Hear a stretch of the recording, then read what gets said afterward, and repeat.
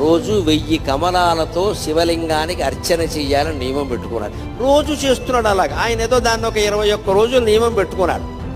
20 రోజులు సాగింది. శివుడు ఊరుకుంటాడా? విష్ణువైనా సరే పరీక్షే. చివరి రోజు పరీక్ష పెట్టకుండా సర్టిఫికెట్ యూనివర్సిటీ వాళ్ళు కూడా ఇవ్వరు కదా, దేవుడేలా ఇస్తాడండి. 21వ రోజు ఇంకా పూజ ముగుస్తుంది కదా అని విష్ణుమూర్తి సంబరంగా ఉన్నట్ట. రోజు చెరువులో 1100 కమలాలు పైన పోస్తున్నా, నేను 1000 కోస్తున్నాను, బాగున్నావు చూసి అంచేత అలా అని పెడితే ఆవేళ ఆశ్చర్యకరంగా 999 పూసాయి. ఎంత వెతికినా 1000 కమలం కనపడలేదు. ఏమిటిది? ఒక్క కమలం తక్కువైంది.